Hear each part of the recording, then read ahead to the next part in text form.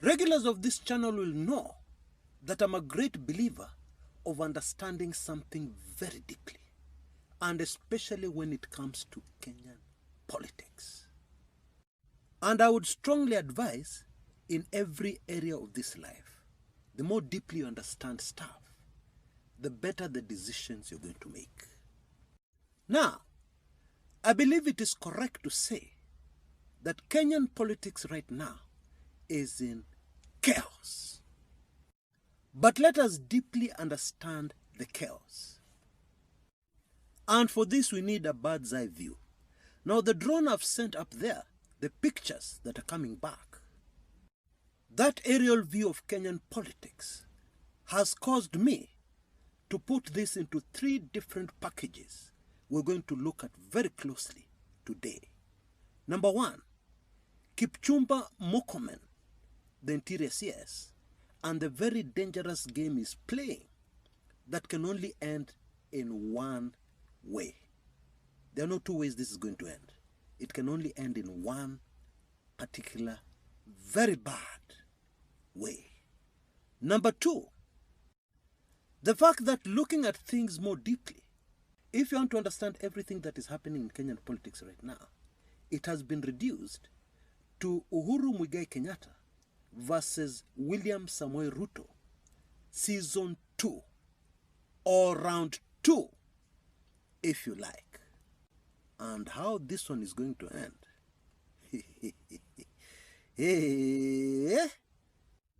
And then number 3, the deeper reason nobody's talking about, why Kenyans are so desperate and why they're reacting and responding in such a crazy manner. I think you'll agree with me. Some of the responses we're getting from Kenyans right across the board in everyday life, they are just too crazy. There is a reason to that. Humans don't behave in any way without a reason. There is always a trigger and a very good reason why somebody suddenly decides to do something that is just off the charts crazy. Okay? And that is the Kenyan, the typical long-suffering Kenyan right now. Okay? And we're going to tackle these 3 areas, 3 packages if you like, in reverse order. And so we must start with the long-suffering Kenyan, who is very important in Kenyan politics, because our constitution tells me they are the final say, the final authority. That is what the constitution says, not me. Now let me simplify this further so that we totally understand why the long-suffering Kenyan is the most important in this equation of what is going to happen in Kenya next politically. Okay? You have a son, and suddenly this son of yours is a teenager, starts behaving in ways he has never behaved before. For instance, he thoroughly beats up your house help till she needs to go to hospital. Are you going to ignore his sudden shift in behavior? Because if you do, the next thing that will happen is that one day you're going to come home and you'll find your house burned to the ground. Now you may need to sit down for this next piece of information I'm about to give you. According to official government statistics, the number of Kenyans who have left the country to go and work in a country called Russia are, wait for this one, 1,000. Hey. Now don't lie to yourself that none of these Kenyans knew when they were leaving the country that whatever they're going to do in Russia is highly risky. Virtually all of them knew that they were going to do something security related. They were going to go into some kind of military training. Okay? Now get this. You have reached a point in your life where you'd prefer to go outside the country and die rather than remain in the country without anything to do and without any hope. That is a very dangerous place for any human to reach. And you can be sure there are very many disappointed applicants who didn't make it. Boss, sorry, you're too old. and stuff like that that disqualified people. Now, in case you're still missing my main point, here it is. Imagine things go south in our country. What are these young people going to be prepared to do? Think about it for a minute. Actually, as a country, we are sitting on a time bomb. Never ever before in our history has that been more true than now. And this time bomb we're sitting on is deadly. Make no mistake about it. Now, I'm going to forgive younger Kenyans for not understanding what I'm about to say. But those of us who lived through the 1982 failed coup attempt may have an inkling of what I'm saying. I do not fear the politicians. I do not even fear the abductors. The people I fear most in Kenya today are these young people, some of whom are in Russia, some of whom have already lost their lives in Russia, fighting in a war that they have nothing to do with. Those are the people I fear most. And believe me, politicians should fear them even more. Because when these people come to the ballot box in the coming general elections, politicians are going to understand what I'm talking about. Now, very recently, in the last few days, a suspected recruiter of Kenyans to go to Russia, Abwana Festus Omwamba, was arrested in Moyale in the process of fleeing the country because it seems he knew that authorities were on to him. Now, don't lie to yourself that this is the end of these manenos. No. Who told you this is the only recruiter? Who told you? Bottom line, the frame of mind of the ordinary Kenyan voter right now is the right frame of mind to bring up the change we want, we desperately need in our country.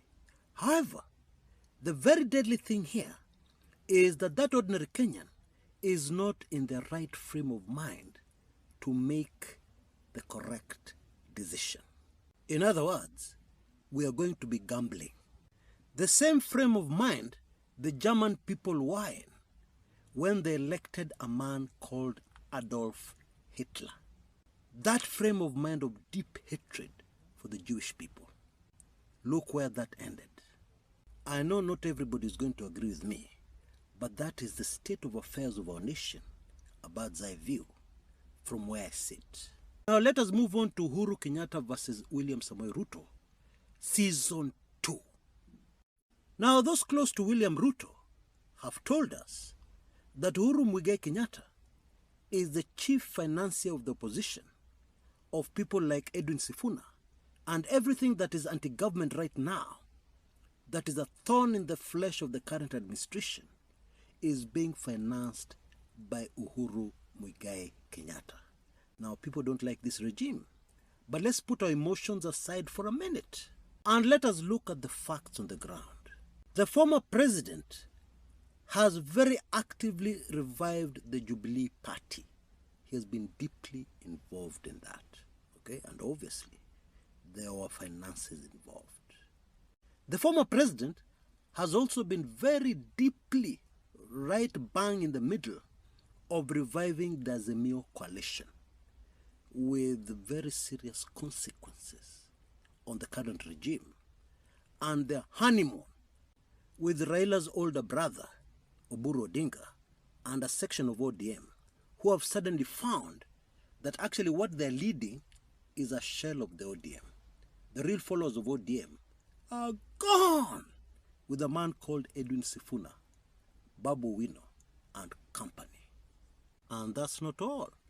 The former president is a man who plays strategic politics. Okay? And don't forget that he's very smart. And what he has done when he retired from the presidency is that he retained most of his key advisors. In case you didn't know that, now you know. Now, in my opinion, he has not broken the law anywhere. Unlike his opponents, who broke many laws when they beat him or beat his side during the 2022 general elections. And I'm sure you're going to agree with me that Uhuru Kenyatta knows enough to know where this current regime is taking the country and where it is going to leave his ancestors, his grandchildren, his children. Yeah? Many years to come. And of course, it is not a good place. Okay? Now, the story doing the rounds, this propaganda has done the rounds so long, is that Uhuru conned Raila Amolo Odinga. Now, hold on a minute. You knew Raila very well. According to you, Raila is the kind of person to be conned. Huh?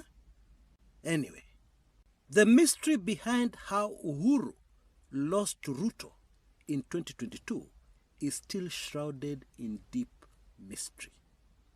Most people do not understand it. I have gone to great lengths to try and understand it. Because towards the end, Uhuru was still president. It seemed like his hands were tied. There was nothing he could do. In fact, at his weakest point, he did something which was very desperate, unprecedented. He sent members of the National Security Council to the IEBC to try and talk to Wafula Chebukati. That was a very weak, desperate move. And of course, it did not work. In fact, in my opinion, it cost a man called General Ogola his life. Now, as I've often said on this channel, you cannot analyze politics without staying very close to human nature. Now, you imagine you lose something in a very unfair way. People break the law. They break all the rules. They go over and beyond being evil and manage to defeat you. How are you going to feel? You're going to feel like you must look for an opportunity to make things right, to get your revenge. By the way, if you get access to my highly sensitive special reports, you will understand why Uhuru Kenyatta's hands were tied. It is highly sensitive because the people we're dealing with are very powerful people with their tentacles all over the place. And they don't play games. Okay? And so with that information, you should be sure that actually this Uhuru versus Ruto season 2 is very real. And it is unfolding right before our eyes in Kenyan politics. When you look at our politics through these lenses, many things which did not make sense will make perfect sense. Let me throw in a little more evidence for those who are still unconvinced. Do you think it is an accident that a character like Pauline Njoroge is very closely involved in the Sisi Nisifuna movement? Is that a coincidence? Evidence number 2. Take a closer look at Governor Anne Waiguru's campaign during the 2017 elections, gubernatorial elections, where she floored political giant Martha Karua Kirinyaga. Take a closer look at that campaign. Take in the videos and then fast forward to the videos of Sisi Nisifuna. What do you see? What do you see? Let me just leave it there for now. And I really hope that you have not forgotten who was financing Anne Waiguru and her campaigns in 2017. I hope you have not forgotten. But I emphasize again, Uhuru Kenyatta is a Kenyan and is as concerned as the rest of us who love our country. Okay? And therefore, if he's going to do 1, 2, 3 within the law, in my opinion, there is absolutely nothing wrong with that. Okay? When a retired president loses his constitutional rights as a Kenyan? Answer that one. Now, in my opinion, the side which is going to win this season 2 of Uhuru versus Ruto is the side of Uhuru Muigai Kenyatta. Why am I so sure? Let me put it in one sentence. Because the other side, the side Uhuru is up against, they do their things in a kienyeji way. Wanafanya vitu zao kienyeji. What do I mean?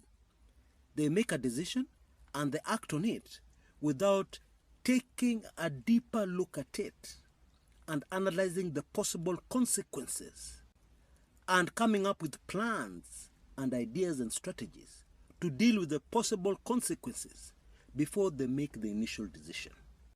And there are many examples. Very quickly, I'll give you several. You raise taxes kiolela olela. You raid the pockets of the people, totally ignoring the possible consequences going forward. Because after all, at some point you're going to seek re-election. You're going to seek a second term. That doesn't cross your mind while you make this initial decision. You just want money, okay? The other things you'll sort out later. A very instructive piece of evidence to suggest that what I'm saying is nothing but the truth. You remember the time when UDA leaders went to complain at State House to the president about how unpopular they were with the people. Remember what they were told? This is not a time to be popular. Meaning that a time to be popular would come later. Meaning that the assumption was later the people would forget the reasons why you're unpopular in the first place. How now? Another example. You impeach Rigathi Gachagua. Of course, he's a political nobody. Why didn't you take just a little time to look a little more deeply into the possible consequences? Starting with the character of Rigathi Gachagua. What has he been doing all his life? What was he doing for government? What kind of contacts does he have with the government? This is a dangerous man, and it was very obvious from the get-go. This is a man who would do real damage to the Ruto administration. And that is exactly what has happened. There was absolutely no need to impeach Rigathi Gachagua. After all, Uhuru Muigai Kenyatta persevered a hostile deputy president for his entire second term for 5 years. You don't want to persevere. Well, now you'll have to deal with the consequences, pure and simple. And the last example, whose consequences are still unfolding, bado tujaona kitu, is that you decide to introduce goons to deal with the opposition. And these goons you introduce into the equation, you give them police protection. What do you expect the consequences are going to be? Huh? I assure you that one can end only in one way. There are no two ways about it. And I'll use only one English word. Anarchy. That is where that one will end. You know, there's a very interesting aspect of human nature. We humans sometimes do things, and then we lie to ourselves that we're going to escape the consequences. For instance, you're a young girl, and you get intimate with men, and you escape a few times. But then ultimately, what is going to happen? You're going to get pregnant. That is the consequence. Your great-great-great-grandmother did not escape it. So how do you think you're going to escape it? At the modern technology, at the morning after. Hey, I can give you so many stories where those precautions have failed. Anyway, I believe we can already see how the other side is dealing with this opposition in a very Kenyaji way. And we're already seeing the results. We saw in Kakamega how the people responded.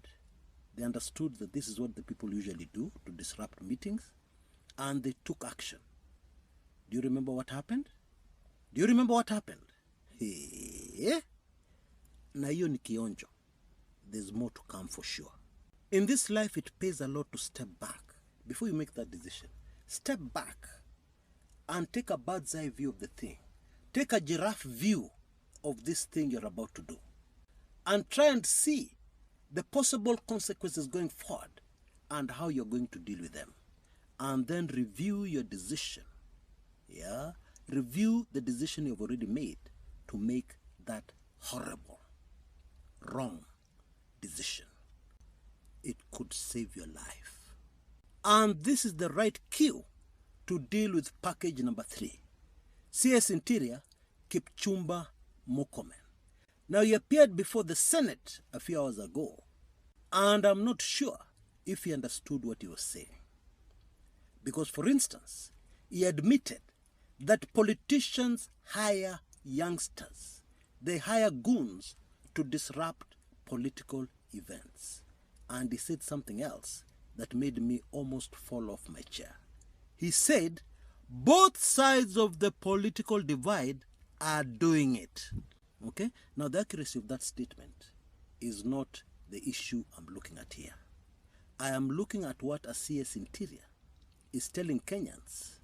Hey, yani the government is aware that politicians are hiring goons on both sides of the political divide, and they're doing nothing about it. Because if they're aware, they know which politicians and they know which goons. Why are they not taking any action? To me, that was a confession that the government does not want to take any action concerning goons, which should not surprise anybody, because we have seen something in Kenya that we have never seen before during the Ruto administration, where the police actively protect goons. We have seen that several times, right from Raila Odinga's maandamanos, Azimio maandamanos. We saw that very clearly.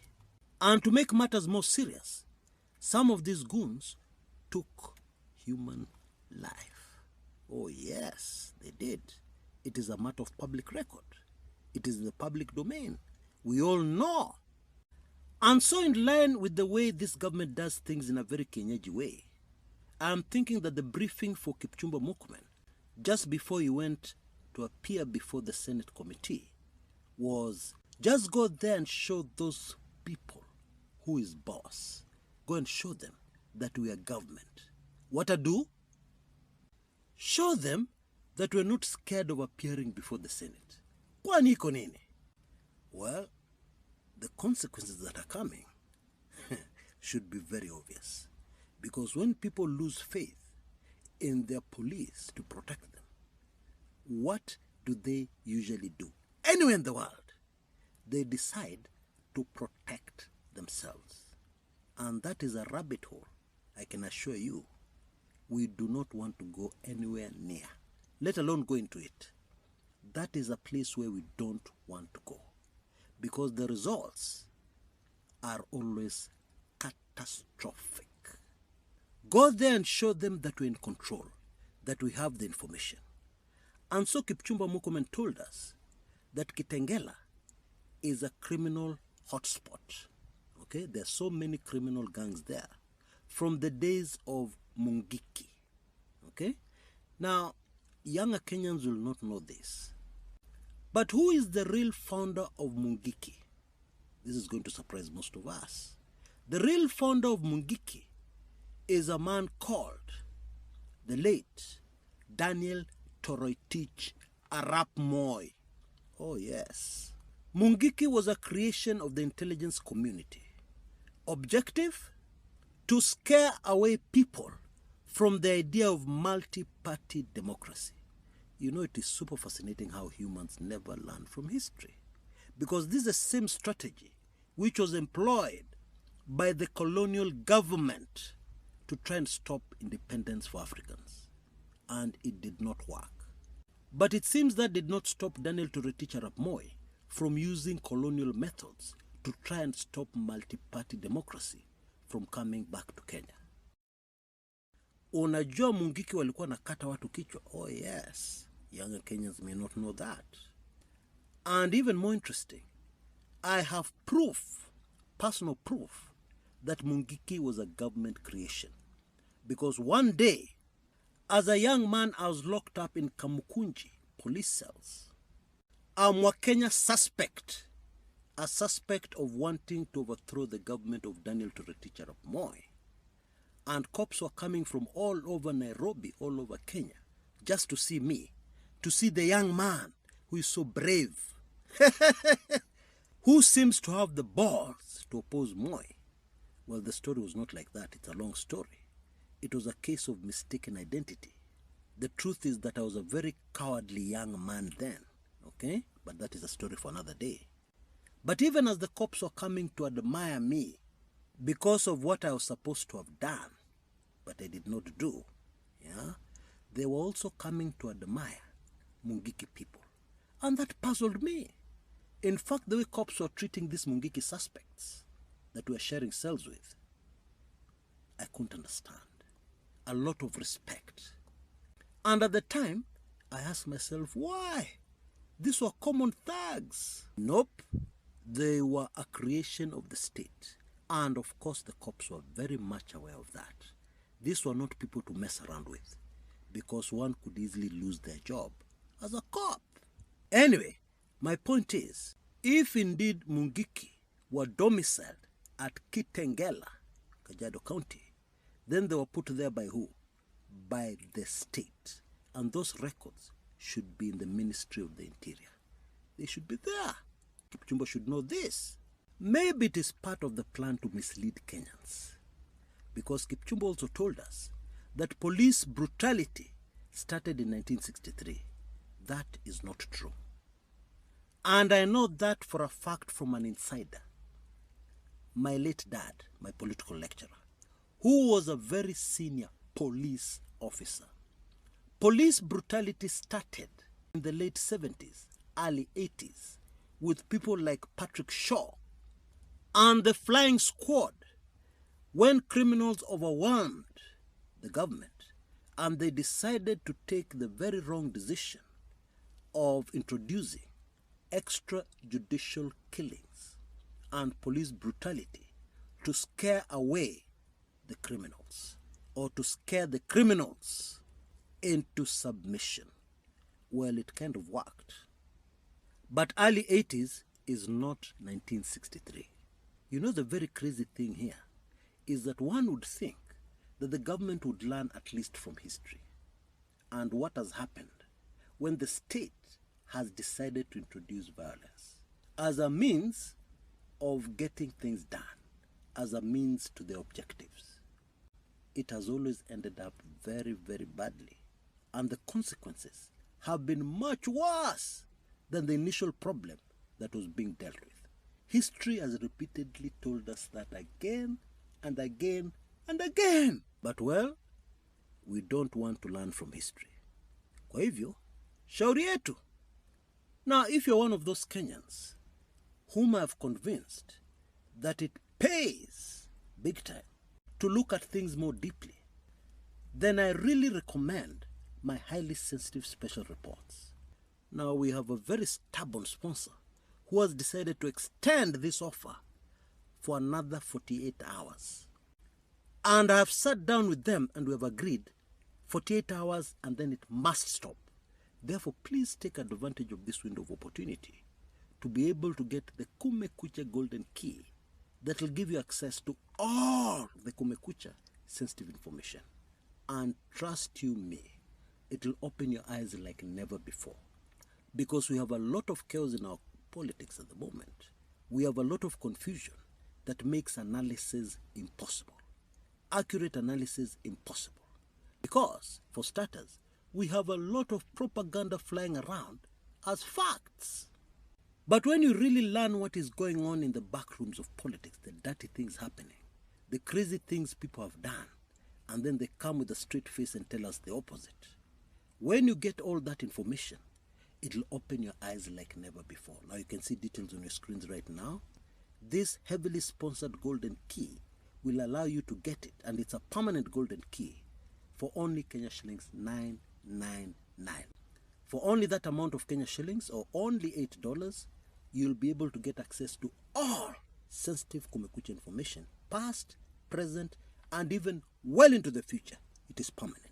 So please take action quickly before this one expires on you and you're left with the regrets, like the regrets of the UDA regime. Okay?